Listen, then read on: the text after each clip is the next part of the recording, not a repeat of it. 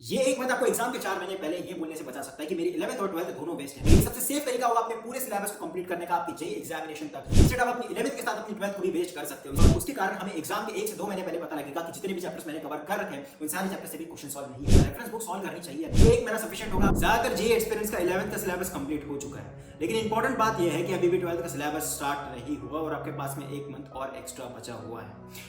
ये 1 मंथ आपको एग्जाम के 4 महीने पहले ये बोलने से बचा सकता है कि मेरी 11th और 12th दोनों वेस्ट है। क्या आप पॉसिबल है कि मैं जेईई के अंदर में एक अच्छी परसेंटेज ला सकता हूं? ये चीज समझना बहुत ज्यादा जरूरी है कि आपको 11th का जितना भी काम है उसको 11th में ही कंप्लीट करना पड़ेगा। ऐसा बिल्कुल नहीं कह सकते कि हम 12th में जाने के बाद में हम 12th के लाइव लेक्चर भी देखेंगे, हम उसकी रिवीजन भी करेंगे, उसके क्वेश्चन भी सॉल्व करेंगे, रेफरेंस बुक भी सॉल्व करेंगे और हम अपने 11th का बैकलॉग भी क्लियर करेंगे। 12th के अंदर में ऐसा कोई जादू नहीं होने वाला। आपको कोई एक्स्ट्रा टाइम नहीं मिलेगा कि आप 11th के साथ अपनी 12th की प्रिपरेशन भी स्टार्ट कर दो। इंस्टेड आप अपनी 11th के साथ अपनी 12th को भी वेस्ट कर सकते हो। इसलिए ये बात ध्यान में रखना जरूरी है कि 11th का जितना भी काम है हमें उसको 11th में ही कंप्लीट करना है। इस 1 महीने के दौरान हम अपने 11th का स्कोर जितना मैक्सिमाइज कर सकते हैं हमें उतना उसको मैक्सिमाइज करने का ट्राई करना है। सो कैटेगरी नंबर 1 जिनका कोई बैकलॉग नहीं है, जिन्होंने सारी लाइव लेक्चर्स को अटेंड किया है, पूरे हार्डवर्क के साथ में उन्होंने उनकी रिवीजन भी की, उसके नोट्स भी बनाए और सारे क्वेश्चन भी सॉल्व किए। बस प्रॉब्लम ये हो सकती है कि जितनी प्रैक्टिस कर रही थी उतनी प्रैक्टिस नहीं हुई और जितना स्कोर आना था उतना स्कोर अभी टेस्ट के अंदर में नहीं आ रहा। सो उस 1 महीने के दौरान आपका गोल बस ये रहना चाहिए कि लास्ट 4 ईयर के जितने भी प्रीवियस ईयर क्वेश्चन है वो सारे प्रीवियस ईयर क्वेश्चन आपने सॉल्व कर रखे एज अ टेस्ट के फॉर्म में आपने वो सारे प्रीवियस ईयर क्वेश्चन को सॉल्व कर रखे होने चाहिए। जिस टॉपिक के क्वेश्चन आपसे सॉल्व नहीं हुए उस टॉपिक की आपको एक्स्ट्रा प्रैक्टिस करनी है, अलग अलग रेफरेंस बुक से उसके क्वेश्चन सॉल्व करना है। लेकिन पिछले 4 साल के अंदर में जितने भी प्रीवियस ईयर के क्वेश्चन, जिस भी टाइप के क्वेश्चन आपको पूछ रखे वो सारे टॉपिक्स आपको आने चाहिए, उस सेम टाइप के क्वेश्चन आपको सॉल्व करते आने चाहिए। आपका गोल सिर्फ यही रहना चाहिए इस 1 महीने के दौरान। नाउ कैटेगरी नंबर 2 जिनके 1 से 2 चैप्टर्स बैकलॉग के अंदर। इस कैटेगरी के जितने भी एस्पिरेंट्स हैं उन सब लोगों ने अपने बैकलॉग को वन शॉट के थ्रू क्लियर करने की कोशिश नहीं करनी है। लॉन्ग लेक्चर्स है उसी के थ्रू अपने चैप्टर्स को क्लियर करो।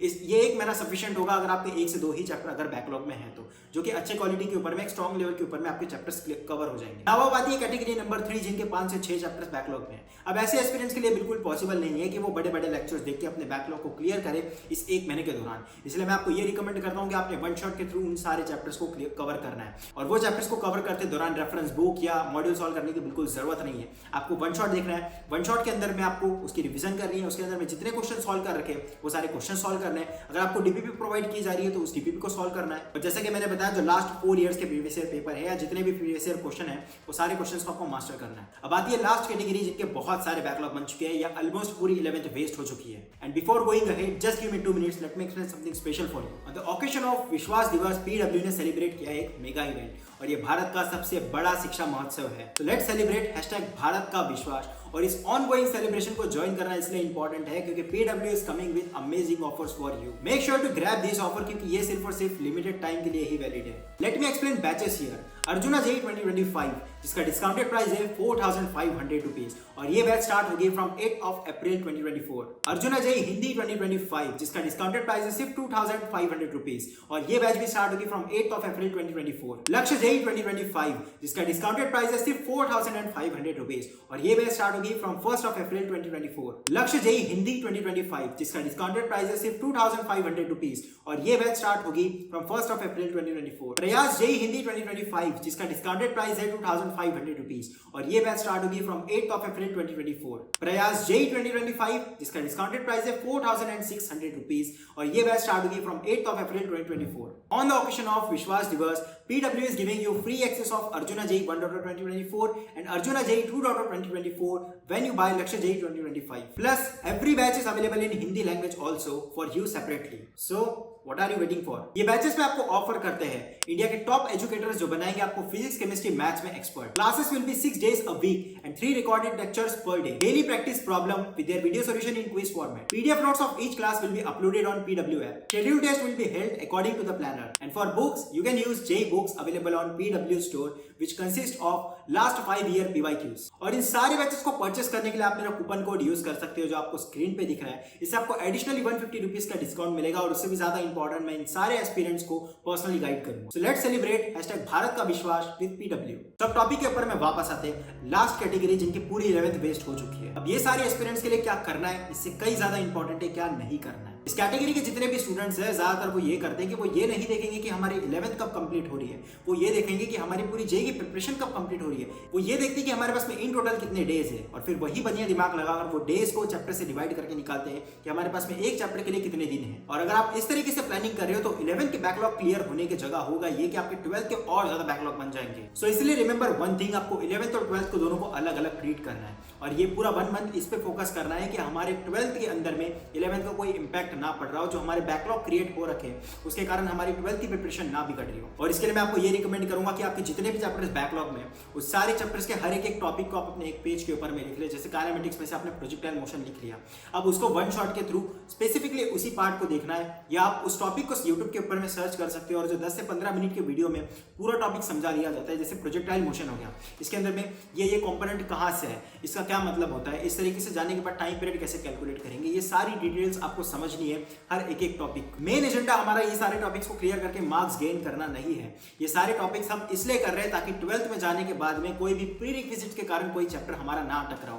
हर एक टॉपिक की इंफॉर्मेशन, इनफ इंफॉर्मेशन या उसका फिजिकल सिग्निफिकेंस हमें पता हो। और ये प्रोसेस फॉलो करने से आपकी पूरी 50% प्रिपरेशन बच जाएगी जो आपकी 12th में आने वाली है। 12th के अंदर में वही आप लाइव लेक्चर देखोगे, प्रॉपरली आप रिवाइज करोगे, क्वेश्चन सॉल्व करोगे, रेफरेंस बुक सॉल्व करोगे। उसके बाद भी आपको 1 से 2 घंटे का एक्स्ट्रा टाइम निकालना पड़ेगा जिसके अंदर में आप इंपॉर्टेंट टॉपिक से स्टार्ट करके 11th के सारे बैकलॉग को क्लियर कर सकते हो। But just remember one thing कि आपके जो 11th में बैकलॉग क्रिएट हो चुके हैं उस बैकलॉग का इफेक्ट 12th के करंट सिलेबस के ऊपर में कभी नहीं पड़ना चाहिए। ये सबसे सेफ तरीका होगा अपने पूरे सिलेबस को कंप्लीट करने का आपकी जेईई एग्जामिनेशन तक, और वो भी एक इनफ प्रैक्टिस के साथ में एक स्ट्रॉन्ग लेवल के ऊपर में। वरना सामने जाकर होगा ये कि सिलेबस कंप्लीट करने के चक्कर में हम अपनी क्वालिटी को कॉम्प्रोमाइज करेंगे और उसके कारण हमें एग्जाम के 1 से 2 महीने पहले पता लगेगा कि जितने भी चैप्टर्स मैंने कवर कर रखे हैं उन सारे चैप्टर से भी क्वेश्चन सॉल्व नहीं हो। अब कुछ कॉमन डाउट मैं आपके क्लियर कर दूं। बहुत लोगों का ये डाउट होता है कि क्या रेफरेंस बुक सॉल्व करनी चाहिए या नहीं। इसमें मैं आपको 1 लाइन एक्सप्लेनेशन दे देता हूं। अगर आपका जेईई मेन का पेपर 300 मार्क्स का है तो 150 मार्क्स तक आपको स्कोर करने के लिए इतना ज्यादा हार्डवर्क नहीं लगता। आपकी जो लेक्चर्स है, आपके जो वीडियो लेक्चर्स है, उसके नोट्स, उसके क्वेश्चन, अगर आप सिर्फ इतना ही सॉल्व कर लेते हो तो आप 150 स्कोर कर सकते हो। लेकिन जितना हार्डवर्क आपको 0 से 150 मार्क्स स्कोर करने में लगा था उससे कई गुना ज्यादा हार्डवर्क आपको लगता है उस 150 को 200 ले जाने के लिए, और वहां पर रेफरेंस बुक आपकी हेल्प करती है। लेकिन अगर आपका स्कोर 150 ही नहीं आ रहा तो अपने रेफरेंस बुक या मॉडल के ऊपर में फोकस नहीं करना चाहिए। लेक्चर पे फोकस करो, लेक्चर के क्वेश्चन पे फोकस करो। एक बार आपका स्कोर 120 150 के ऊपर चले जाए उसके बाद आप रेफरेंस बुक करना सॉल्व कर सकते हो। उसके बाद आप रेफरेंस बुक सॉल्व करना अफोर्ड कर सकते हो अपने स्कोर को 200 प्लस ले जाने के लिए। लेकिन रेफरेंस बुक या मॉडल सॉल्व करने के चक्कर में आप अपने नोट्स की रिवीजन और नोट्स के अंदर में सॉल्व किए गए क्वेश्चन को कभी कॉम्प्रोमाइज नहीं करोगे। और रेफरेंस बुक सॉल्व करते समय भी आपको एक करेक्ट रेफरेंस बुक या करेक्ट मॉडल को सिलेक्ट करना है, क्योंकि ऐसा बिल्कुल नहीं होना चाहिए कि जिस एग्जाम के लिए आप टारगेट कर रहे हो वो उस लेवल तक ही नहीं है। कई सारे लोग एचसी वर्मा को रेफर करते हैं। एचसी वर्मा क्वेश्चन सॉल्विंग के लिए बिल्कुल नहीं है, भले वो सफिशिएंट होगी, भले उसकी लेवल जेईई एडवांस तक की होगी, लेकिन उस बुक को डिजाइन नहीं किया गया जेईई मेन या जेईई एडवांस को ध्यान में रखते हुए, इसलिए वो पैटर्न कंप्लीटली फॉलो नहीं हो रहा होगा। वही जितना एफर्ट आपको एचसी वर्मा में लगाना पड़ रहा है उसी के 50% एफर्ट के साथ में कोई और रेफरेंस बुक या कोई और मॉडल करके आपका स्कोर मैक्सिमाइज हो रहा होगा। इसलिए आप एचसी वर्मा को रेफर कर सकते हो अगर आपको थ्योरी करनी है, अगर आपको इलस्ट्रेशन क्वेश्चन सॉल्व करने हैं, लेकिन आप क्वेश्चन प्रैक्टिस के लिए कभी भी एचसी वर्मा को रेफर नहीं करो। आपके 11th का लास्ट मंथ बचा है और ऐसा ना हो कि 12th खत्म होने के बाद भी आपको ये बोलना पड़े कि मेरी 11th और 12th दोनों वेस्ट है, जो डिपेंड करेगी इस लास्ट 1 मंथ पर। And stay tuned for mentorship program. बहुत जल्द ही मेंटरशिप प्रोग्राम लॉन्च कर दिया जाएगा। And for free resource you can join my Telegram channel, जिसकी लिंक आपको नीचे डिस्क्रिप्शन में मिल जाएगी। So I hope this video will help you. This is Raj from IIT Madras signing of.